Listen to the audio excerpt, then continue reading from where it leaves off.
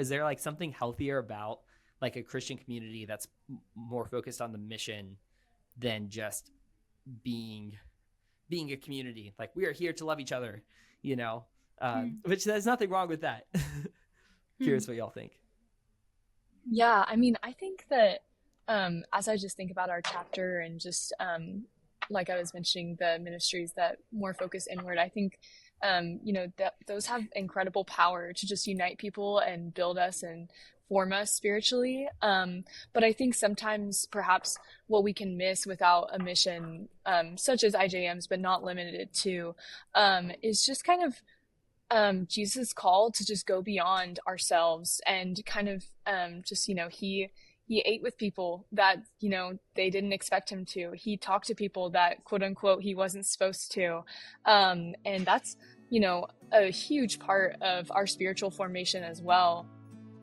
Hello, welcome to the Simple Charity Podcast. I'm your host, Brian Grasso, and today on the show we have another episode with college students who are making an incredible impact motivated by their faith while they are full-time students. I'm actually recording this episode from from Washington, D.C., where I just had the opportunity to gather with students from around the country to learn about modern-day slavery and violence against the poor, and to help those students to strategize to lead IJM, or International Justice Mission, chapters to combat these crimes. Simple Charity has a formal partnership with IJM, and we love getting to support and care for and coach the students throughout their network as they lead their chapters.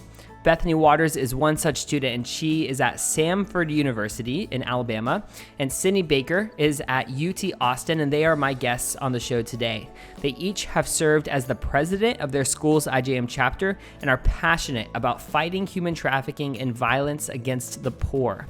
And they bring that passion to their campuses as they pray, advocate, and fundraise to support the mission of IJM. You'll hear a bit of their stories and their motivations for why they support the mission of IJM, and you'll also hear from Nick Hurt, who previously served on Simple Charity's team. Nick unfortunately transitioned out of his role as we had to eliminate the director of students role that he was in, but he is a fantastic leader. We miss him dearly, who supported Simple Charity's network of college chapters in the 2024-25 school year. So this conversation was recorded a little while ago, back in March. That said, it still is a great conversation to learn about IJM's work, to hear from a couple student leaders who continue to do this work on their campuses. And so join me for a conversation about what students can do to fight human trafficking. As always, this is your podcast, so send me your thoughts, your questions, suggestions at brianwithanI@simplecharity.org. And if this show is helpful, please click a 5-star rating in your podcast app, as this will help get the show out to more listeners. We're so glad you're with us today. Hi, my name is Melissa, and I serve as a Simple Charity philanthropic advisor to individuals, couples, families, foundations, and family offices in the Raleigh-Durham, Chapel Hill area of North Carolina, but also to clients around the country.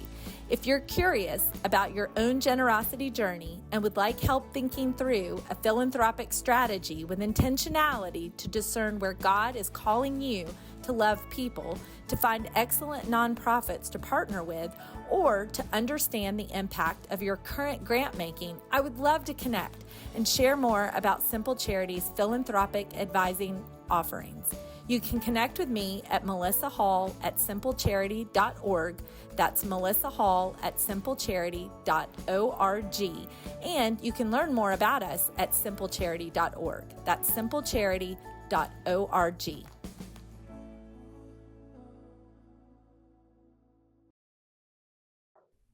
Hello, everyone, and welcome to the Simple Charity Podcast. This is your host, Brian Grasso, and today I'm joined by Simple Charity's Director of Students, Nick Hurt, and Nick oversees our student programming for our IJM, Simple Charity, and Water Club chapters at actually 40 schools, colleges around the country, and we get to interview two of our student leaders today, which I'm really excited about. Our guests today are Sydney Baker, the president of the IJM chapter at UT Austin, and Bethany Waters, the IJM president at Samford University. So to start with, Nick, Sydney, Bethany, What are you all grateful for today? Yeah, I'll start. I'm going to, uh, be a little cheesy and a little normal here, but I'm thankful for friends and family today. It is my birthday today, and I just have gotten to get a bunch of texts throughout the day from people throughout walk of life, friends and family. You know how like your phone just kind of blows up a little bit on your birthday of people that like even you haven't talked to in like years, and so I think it's one of those times where you get to just sit and reflect of just the people that you've gotten to experience throughout your life so far and my life so far, and I'm thankful for all of them. It's really fun. So fun. Nick, how old are you? I'm 25 years old. Wow, mid 20s. We're here. Wow. Here we are. Hey, I can go next. Today, Nick, that was a good one. Good lead. But I think today I'm really grateful for rest. I just came off of spring break and I just kind of got to spend a week, among friends, but also just kind of like chilling. And it just hasn't been that way this semester yet. And so I'm just really grateful to be able to come back into the end of the school year feeling really rested and ready to go and just wanting and desiring to finish strong. And so, yeah, I'm really grateful for that. Thank you, Sydney. And then just for our listeners, that person talking was Sydney Baker from UT Austin. Yeah. And that's her voice. And then we also have with us Bethany Waters from Samford. Yes, so I'm Bethany, and today I'm really grateful for the signs of spring. As I was driving to my classes today, I felt like I actually saw flowers and colors instead of just winter. So that made me excited. That made me happy for what's to come. Lovely. Thank you all for sharing. Everyone wish Nick a happy birthday when you hear this, except it will not be his birthday anymore when you hear this. So next year on March 24th, you should wish Nick a happy birthday if you remember that, which of course you will after listening to this podcast. Absolutely. Write it down, put it in your calendar. And, all right. Oh, I'm going to pass the baton over to Nick, who, as I said, is our director of students at Simple Charity. And he's going to share a little bit more about IJM, which stands for International Justice Mission, the work that they do, and how we partner with them to support their network of college chapters. Yeah, absolutely. I'll take the floor. First off, we are just so excited to get to interview Sydney and Bethany and get to hear about what's happening at their campuses. They have some incredible stories that I think can inspire anyone, no matter what you know about IJM. But before we hop into it, I'd love to set the stage for the mission of IJM chapters and kind of talk a little bit about the mission of IJM in general. So like Brian said, IJM stands for International Justice Mission. It's one of the leading organizations right now in the fight against modern slavery, against human trafficking, and against violence against the poor. So right now, there are an estimated 50 million people that are trapped in modern slavery worldwide. That's more slavery than we've ever had in the history of the world. According to the International Labor Organization, human trafficking alone is a $150 billion industry, profiting from the exploitation of the most vulnerable. Millions of men, women, and children, they're forced into labor, into sex trafficking, and domestic servitude, often with very little hope of escape or people to advocate for them. But there is hope, because IJM works around the world to rescue victims, to bring criminals to justice, to restore survivors, and to strengthen the justice system so that these crimes don't happen in the first place. And so here in the U.S., college students are playing a vital role in this mission of IJM through IJM student chapters. These chapters educate their campuses about modern slavery. They mobilize their students to take action, and they raise funds to support IJM's work. And they even advocate for policy changes that protect the vulnerable with local congresspeople. And so today, we are so thrilled to be joined by Sydney Baker, the IJM president at UT Austin, and Bethany Waters, the IJM president at Samford University. And we're just excited to get to discuss their chapters and to discuss the fight against injustice and how students can get involved in the work that they are doing as well. So I'm done yapping. Let's go ahead and start with some introductions. So, Bethany, Sydney, can one of you guys share each how you first got involved with IJM? Sure. I'm happy to go first. I first heard of IJM when I was in middle school. So Andrew Peterson is a really well-known performer and artist in the IJM circles, at least from what I've heard, because he often takes his concerts and uses time to talk about IJM and its mission. And it was just really impactful for me. I think I was in like 7th or 8th grade, and I remember where I sat and just thinking, if this is true what they're saying about slavery, then I'm just shocked that there's not a bigger outcry against it. And it really impacted the way that I viewed college decisions and what I wanted to study, knowing that I wanted to incorporate some sort of advocacy into my career. And so I came to Samford, and actually on my first weekend here, it was raining really hard, and I like ran into a building to like not, be drenched by rain. And the room I walked into, people were talking about IJM. And it was just such a God moment where you're like, okay, well, this is what I'm passionate about. And I actually like walked into it. And so I asked the guy there and I was like, oh, what do you know about IJM? And he said, there's a chapter here at Samford. And so I immediately like went to my dorm and like found Samford IJM on Instagram and DM'd the account and asked when their next meeting would be. And so from my very first day freshman year at Samford, I became involved, and then I quickly like became a member, and then later on took on leadership roles. Cool. Yeah, love that. Love just your drive to immediately like jump into it. Like I know a lot of students get into college and they kind of want to get their footing in before they start jumping into things like this. So it's really cool that like you were like day one college freshman, like just ready to go and get at it. So that's really awesome. Yeah. Sydney, go ahead and share your story. How did you get involved with IJM? Yeah, so I went to a church service at a church in Austin. I was my freshman year fall, and it just so happened that this church partners really heavily with IJM, and so they had the CEO Gary Haugen come speak, and that it was just incredible. I'd heard the name before, but just hadn't really done my research, but then just sitting there and having kind of those pieces fall together, I was like, wow, okay, like I hear you, God, I hear you speaking through this. And then later after that, I discovered that there was a UT chapter, which you'll hear later on the podcast, that ended up not being a thing after my freshman year, but I got involved with it for the time that it was still around. And then that next year it faded a little bit, or it faded out entirely actually. And then from there, there was a year gap where, I was still thinking about IJM and kept kind of hearing about it through a couple friends who knew that I'd been interested in that kind of work.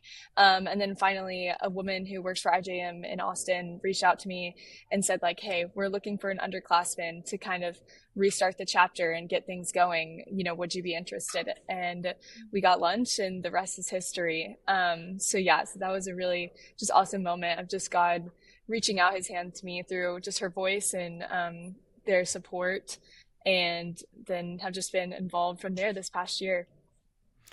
One of our first calls with you was one of Nick's first weeks on the job, actually, last year.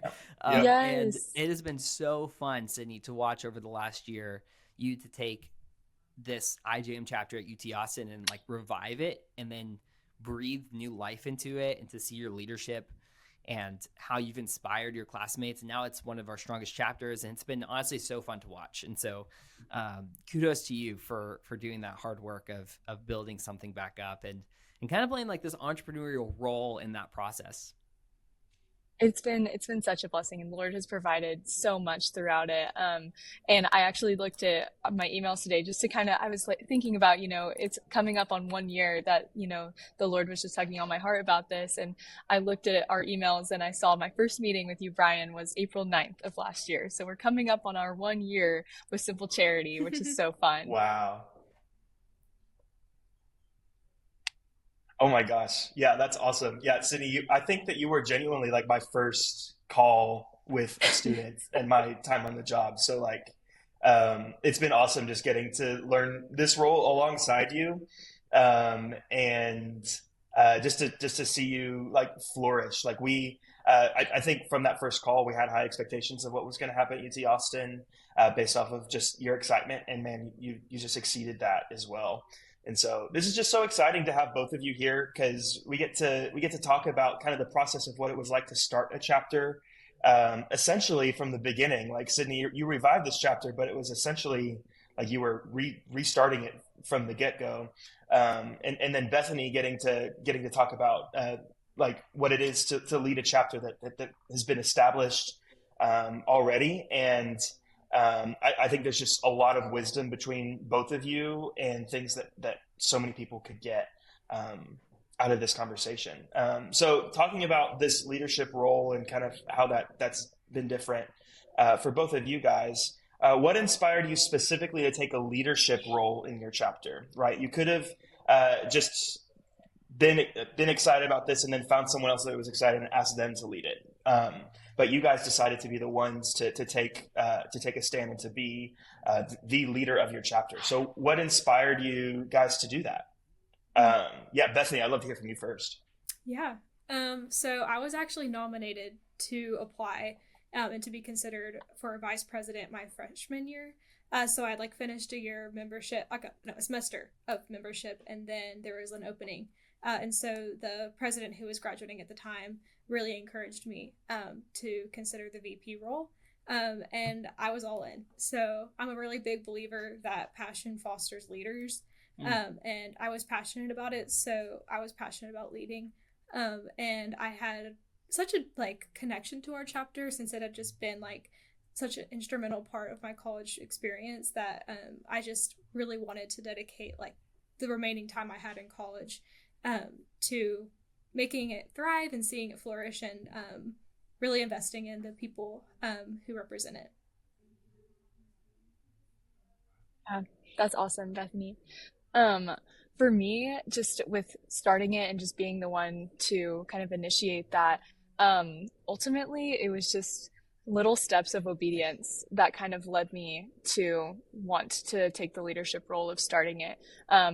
First it was going to lunch with the friend in Austin who works for IJM, and then it was having a meeting with Brian, and then I was just thinking and praying on all these things, and I just had this moment where I went to a concert with my friends after that week of just thinking about, what IJM could be and brainstorming.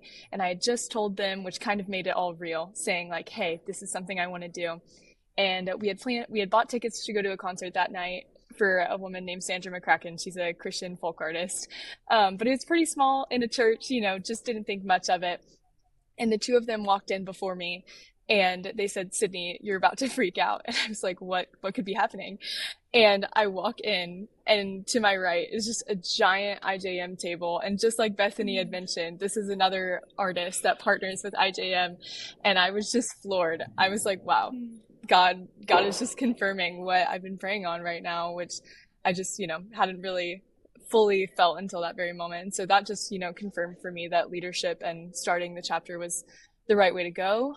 And then also just kind of like why leadership and why start it in general is just wanting to see ministries on campus that went beyond kind of like fostering within the church. Obviously that's fantastic, to strengthen our communities and strengthen our walks with Christ. But I was really looking for something that put that Christ-like nature outward. And so that was a key aspect of just me praying through all of this, was thinking about how we could do that as college students on campus. Yeah, love that, Sydney. And you know that we're all about empowering Christians to take action with their faith and doing things like that. And both of you guys, I'm just so impressed with how both of you like very clearly heard a call from the Lord, and you faithfully stepped towards it quickly. You didn't have to be reminded multiple times by the Lord of this pull towards this cause, and both of you took really big steps to follow the call of the Lord, even when you didn't know what the future was going to look like, and even when it looked like shady in the future. Like you were faithful and moved forward, and God has rewarded you guys with that faithfulness. And so that's really, really awesome. So thank you guys for sharing kind of like how you got involved. I'd love to hear about what your chapters look like. So what give us just kind of a snapshot of what your IJM chapter looks like right now. How big is your team? What's your leadership team like? And what kind of events or initiatives do you guys run on campus? Let's start with Sydney this time because we've been doing Bethany first, so we'll give Bethany a break. That's a great idea. Cool. So our team right now is 4 people total. Myself is the president, and then for each of our different, what we'd like to call pillars, we have a vice president. So our pillars are fundraising, advocacy, and prayer. And so for each of those, we have a vice president of advocacy, vice president of fundraising, and vice president of prayer. And so that's kind of what the team structure looks like. But then on the day-to-day, or the week-to-week rather, we meet every other week on campus, and we kind of have a variety of different types of meetings we like to run. So for instance, we have done a couple local prayer gatherings in the past semester where we'll have students come together as a group and we'll open with worship and then kind of have a led structured prayer where we all are in a group, but then we'll break out into smaller groups praying for particular items that we've seen on the IJM prayer email. So that's a huge thing we've done this past semester. And then as for other meetings, we do advocacy, which can include educating ourselves more on the issue of human trafficking, and then also fundraising, which can look like a variety of different things, just whether that be threads, selling clothes on Speedway, or a profit share with a local business. That can we get creative with that so that we can have a fun community atmosphere while raising money for IJM. That's awesome, Sydney. Our structure is very similar to yours. So we have the same 3 pillars of prayer, advocacy, and fundraising. And our executive team is a little different. We have 6 members. So we have president, vice president, treasurer, marketing manager, membership outreach coordinator, and secretary. And that's just what kind of worked for our chapter in assessing needs over time. But a lot of the same things that we do as your chapter, Sydney. We usually do about 5 major events a semester with our chapter. And then we have like exec meetings kind of sprinkled in between those to make sure we're ready for them, to make sure we're all on the same page. But we do the very typical IJM events. We do threads in the fall. So the really big pop-up thrift shop where we collect clothes and sell them, and all profit is generated to funding trafficking rescue missions. We do Dressember, so the big month-long campaign where you wear a dress or a tie for every day of December, and then all the money that we raise goes to funding rescue missions in the same way. And then actually this week we have Write Your Reps, so it's more of an advocacy-based event where we're allowing people to come and teaching them about trying to like push political literacy and helping people understand how to contact legislators, and then kind of bringing specific IJM kind of points and policies that could be implemented to strengthen anti-trafficking efforts, just to make people aware. So kind of the same idea and heart behind what Sydney was saying with advocacy. And then with prayer, we really try to incorporate that into everything we do, but then we do have specific prayer events, and that kind of looks different depending on what our focus is for that event. But recently we did a lot of what Sydney was doing, where we just focus on the specific IJM prayer points. Love that. Yeah, you guys have really taken the charge to pray, to advocate, and to fundraise so well, and just adapted that into the structure of everything you do really well. So for context for the listeners as well, all of our IJM chapters are urged to focus on those 3 things: to pray, to lead local prayer gatherings, to advocate, and give students the opportunity to advocate for policy that deals with the topic of modern slavery, and to fundraise and put on these fundraising events on their campuses. And our students have seen just such awesome success at all 3 of those. But I'm also curious for you two, and we'll start with Bethany this time. We'll we'll do a little pattern there. I love Brian's idea. But what are some of your biggest wins that your chapter has had in the past year?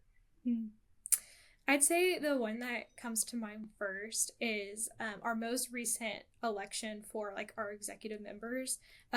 Brian really encouraged us to focus on investing in younger members, knowing that we're not going to be here forever, even though college does sometimes feel like this is your life forever. It's not. And 4 out of 6 of our executive members are underclassmen, which was a huge answer to prayer. And the other 2 are myself and then our vice president, who are returning members. So it's just been really sweet to kind of pass on what we love and see them thrive in their role. And continuing our legacy and hoping, to make an impact past when we graduate. And then some other wins, Threads, we raised over $2,000, which was huge for us. Let's go. That's awesome. It was so exciting. It's just so fun, like, to keep up with it. And like, we always have a big like tracker where we color it in throughout the day, which is fun. And then kind of pulling it back to prayer, our first prayer event this semester, we had about 50 participants, which was really big for us. And it was so big that our new members, I had to explain, I was like, I'm so sorry, I didn't prep you to have this many people. Like, I was expecting, maybe 20, but people just kept coming, and they were so invested and excited to pray and excited to learn more. So it was just a huge answer to prayer, and then prayer being an answer to prayer was awesome too. I want to just double click on that for a second. For everyone who reads the news, and there's always things that are not good in the news. At all times, there are things that are not good in the news. But just, what you don't see in the news is 50 college students at Samford University in their free time gathering to pray for the end of human trafficking and modern day slavery. And I just think that's awesome. And that makes me really happy. And I think it makes Jesus happy. Yeah, definitely. Yeah, that's so awesome, Bethany. Investing in younger members is so key, just, because like you said, there is a life beyond college that we have to look into, and that just requires us to prepare. So that's really awesome. Some wins that I want to highlight for our chapter. Last semester we were so there's a local church that does a Wednesday morning prayer every Wednesday, really early in the morning. And we were able to partner with them, with myself and the VP of prayer, came and basically led their Wednesday morning prayer, which was really just awesome to kind of reach beyond our normal, membership, as well as just show our unity with the local church, just because that's just a huge aspect of being in community and fighting for a cause as great as this, is that it's not just one chapter or just all the college chapters. It's local churches, it's ministries, it's all of that. And so we just felt really blessed that they offered to do that with us. I just ran into their pastor on campus, started chatting, and he offered that. So was really blessed by that. And then also another big win was December. We had a small but mighty team, just being so new. We're still getting membership, but we were able to raise over $2,000 through December on our team. And there was a girl who joined our chapter, and she had done December for the past couple years before I or anybody else had. And so she was able to kind of take that more leadership role and able to lead a meeting and kind of just act as that main person when I, wasn't as informed on I knew what December was, but she had obviously experienced it and could kind of tell us the things that maybe you wouldn't know until you're there. And so we were just really blessed by that intersection of her coming to our chapter and just being willing to lead us in that. Yeah, that's awesome, guys. It's just overwhelming. We could talk for hours about each of those wins on your campus, and just what the Lord is doing through these movements, and getting these college students to come together for this reason. Man, it's just it's, for one, feels more rare right now that this is able to happen. And I would love to hear from you guys, how are you able to keep these people engaged and motivated throughout the year, especially in the midst of like busy college life. You know that I know you two are very busy people, and you have things that you do at college outside of IJM, and even outside of your normal full-time student classwork. You have other things that you do other than IJM. And so how do you stay motivated and engaged, and how do you keep your members motivated and engaged to keep showing up like they have? And we'll start with you, Sydney, this time. Yeah, I gotcha.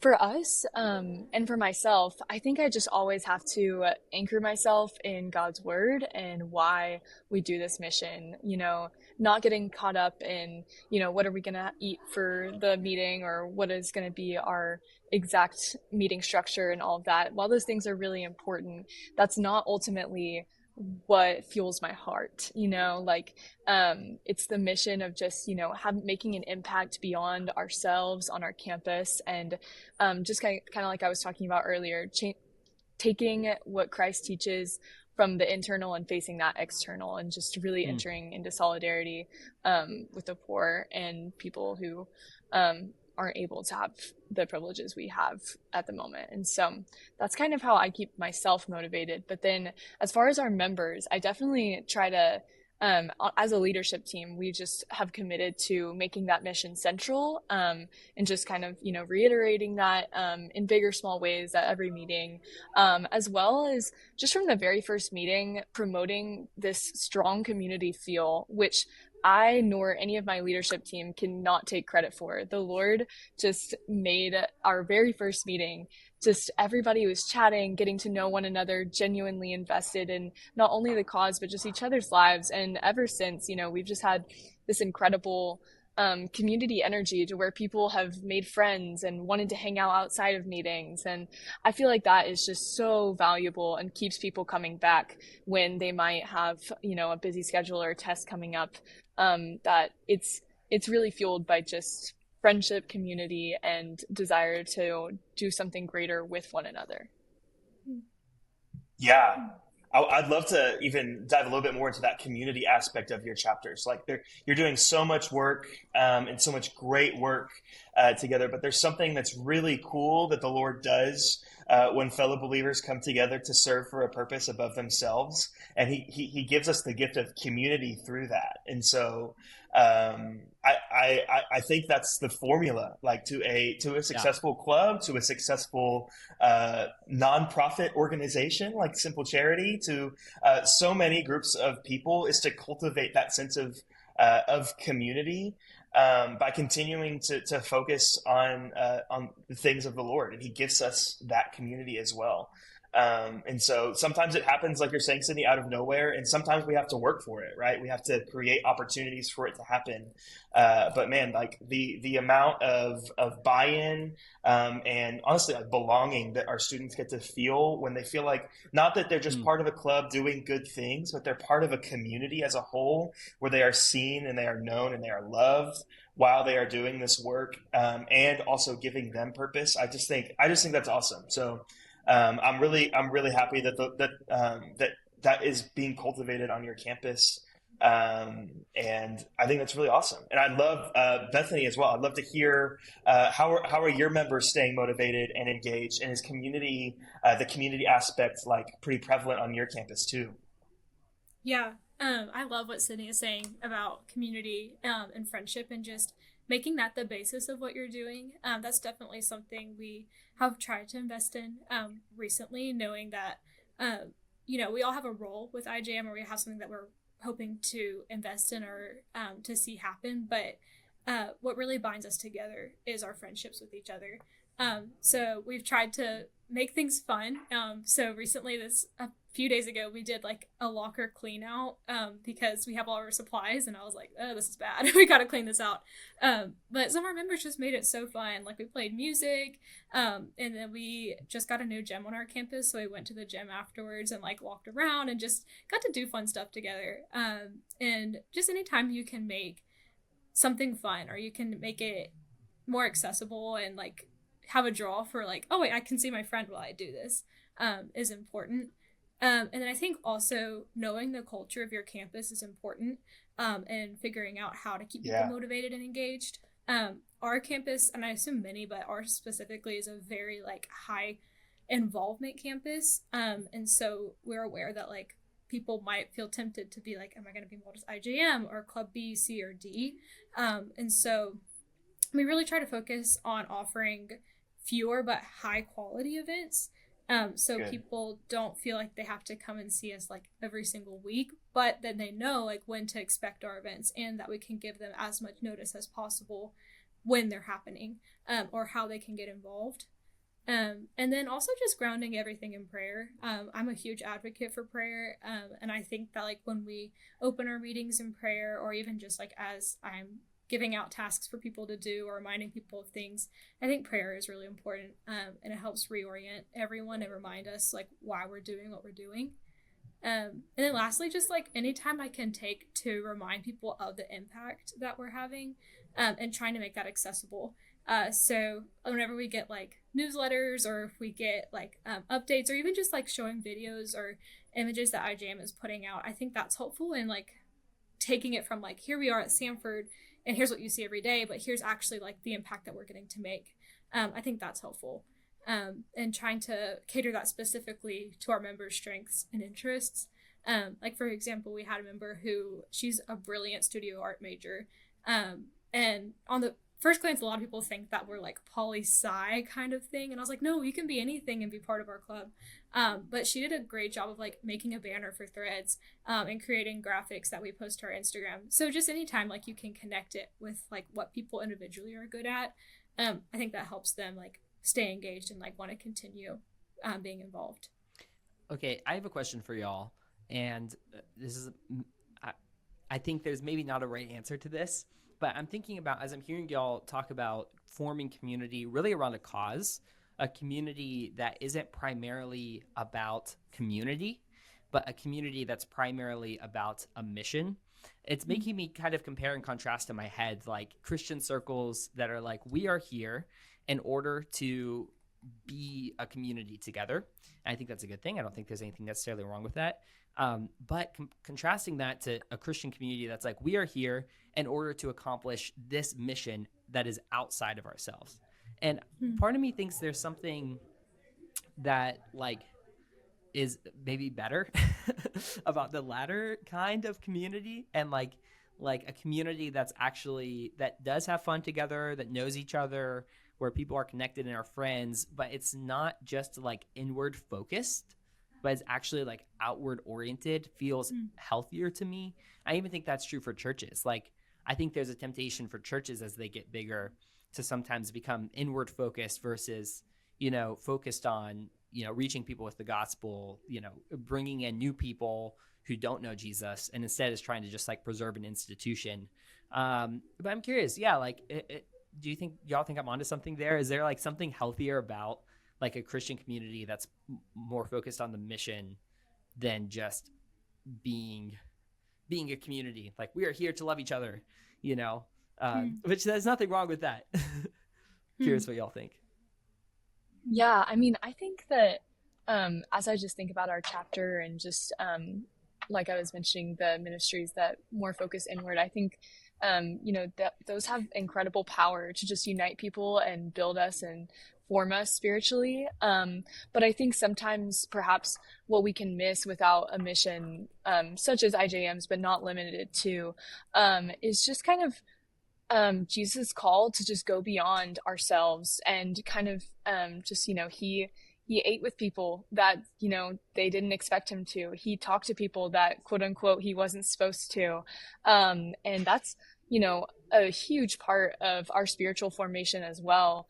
It's not just, the inward aspects of community, of holding one another accountable. And those things are all excellent and needed. And that's what, that's a part of our community. Absolutely.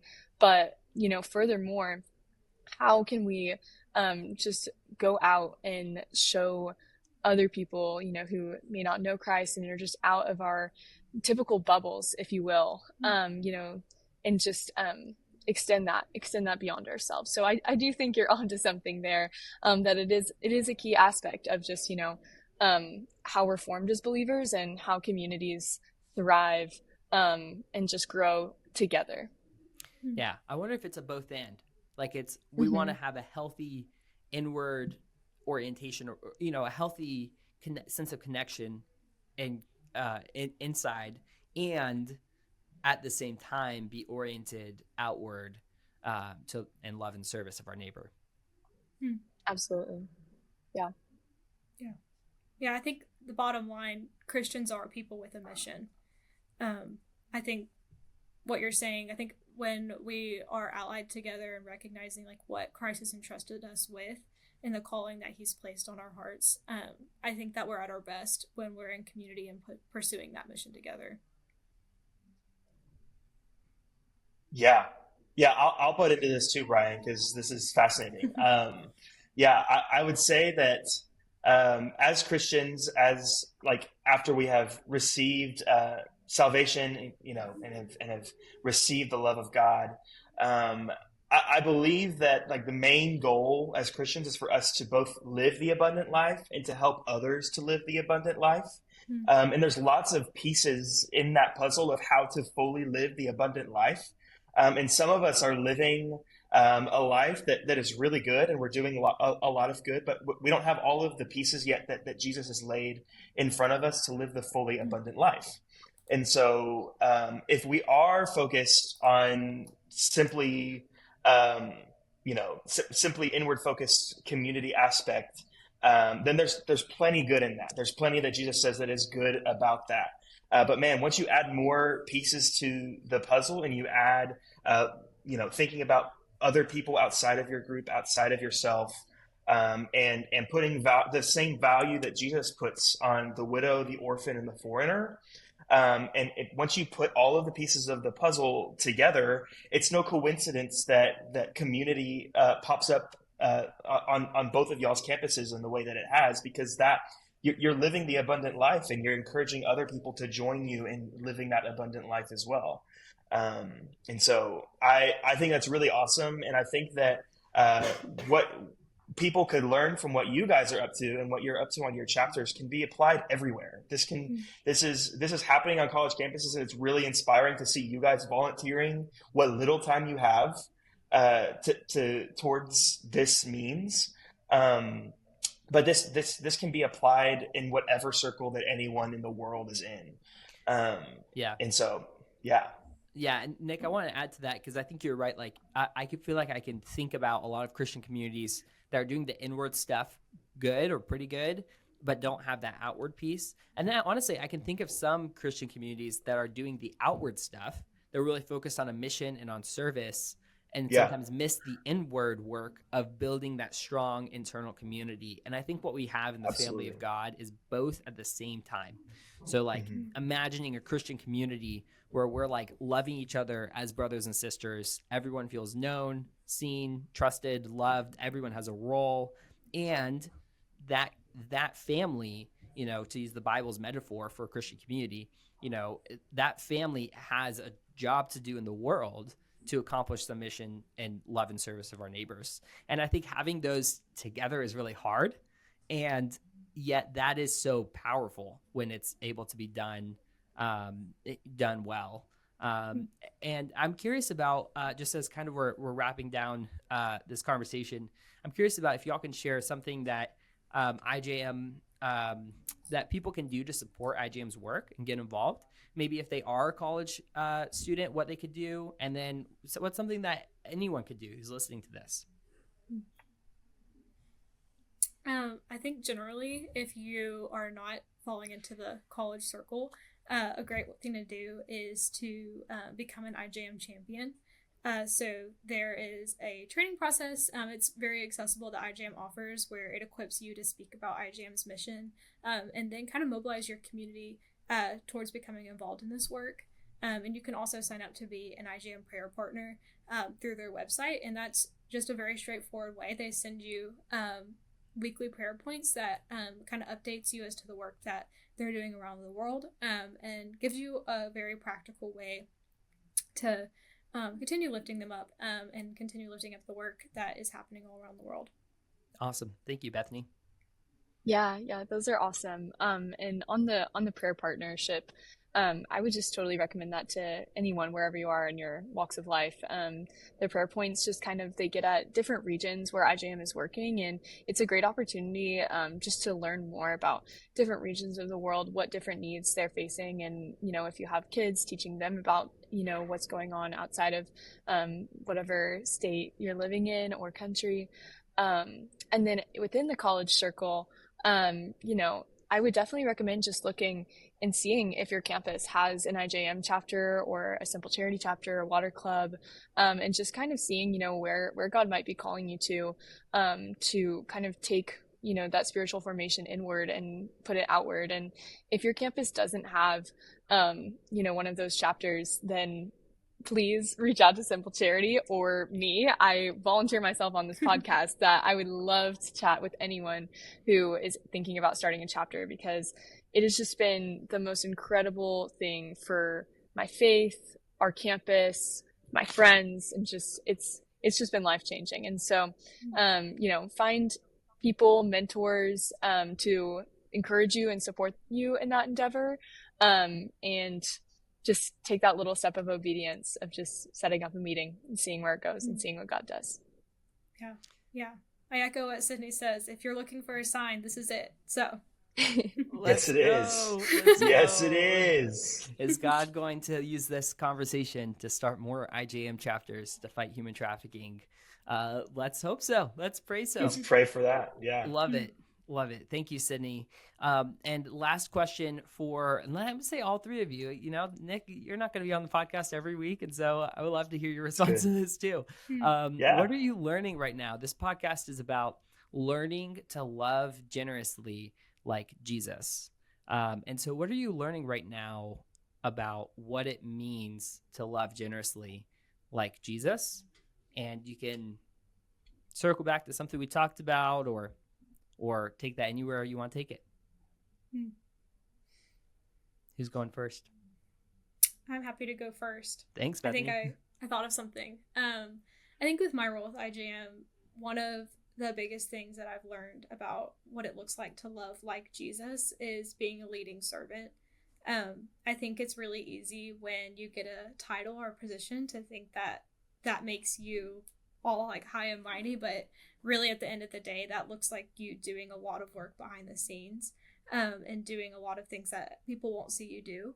And when you look at Jesus and his ministry, he was the premier servant, and he knelt and washed his disciples' feet. Even though he was deserving of everything in all glory, he stooped so low as to do the things that no one else expected him to do. And so, if Jesus could wash people's feet, I definitely can.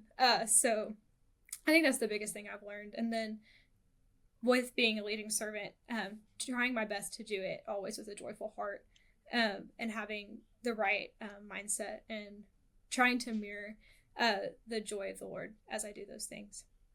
I just want to name real quick the kind of like Bethany Waters wisdom that you just dropped.